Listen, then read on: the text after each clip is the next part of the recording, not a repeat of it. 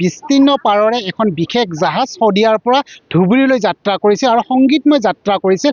আজি অন্তিমটো দিন আৰু অন্তিমটো দিন আহি যোগীঘোপাত উপস্থিত হৈছে আৰু এই যোগীঘোপাত উপস্থিত হোৱাৰ লগে লগে ইয়াত সংগীত পৰিৱেশন কৰিব আহিছিল সুদূৰ কলকাতাৰ পৰা এগৰাকী শিল্পী, যিগৰাকী শিল্পীয়ে বিশেষকৈ ডক্টৰ ভূপেন হাজৰিকাক জীৱিত অৱস্থাত থকাতে লগ পাইছিল। অৰ্থাৎ সুধাকণ্ঠ ডক্টৰ ভূপেন হাজৰিকা যি সময়ত কলকাতাত আছিল সেই সময়ত কিন্তু সুধাকণ্ঠৰ একেবাৰে কাষত পাইছিল। সেইগৰাকী শিল্পী হ'ল মিথুন ধাৰ। মিথুন ধাৰ ইতিমধ্যে মোৰ সৈতে আছে। মই পোনে পোনে জানিব বিচাৰিছোঁ, বিস্তীৰ্ণ পাৰৰে ভূপেন হাজৰিকাৰ এটা গীতৰ কলি আৰু সুদূৰ শদিয়াৰ পৰা ধুবুৰীলৈ আজি অন্তিমটো যাত্ৰাৰ আহি আপুনি উপস্থিত হ'লে কেনেকুৱা লাগিছে? কাৰণ ভূপেন হাজৰিকাক আপুনি নিশ্চয় কাষৰ পৰা পাইছিলে কলকাতাত। এইটো যেন মোৰ লাগিছে মোৰ জীৱনৰ এটা নতুন দিন ওলাই আহিল। এইটো প্ৰগ্ৰাম কৰি পেলাই মোৰ মানে জীৱনটো ধন্য হ'ল। এইটো ভূপেন দাৰ কাৰণেই হ'ল।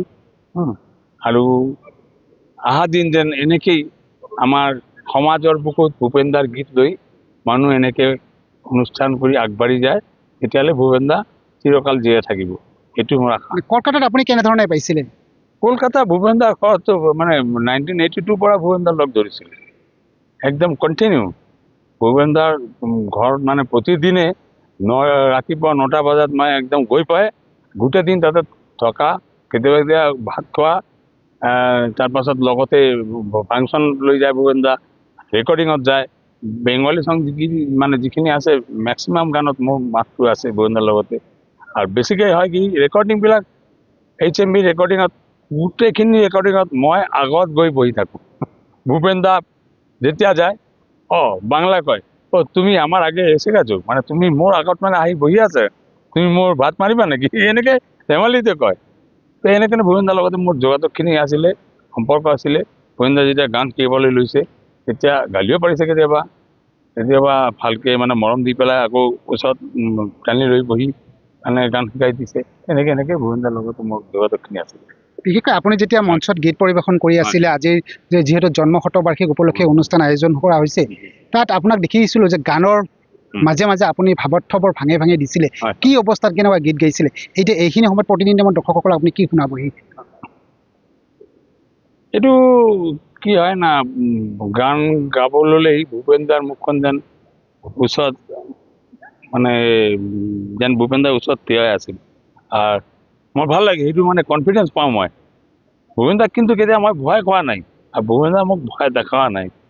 ভূপেন দা সদায় এইটো কৈছিলে, তই মোৰ গানবিলাক জীয়াই ৰাখিবি, এইটো এটা আদেশ দিছিলে।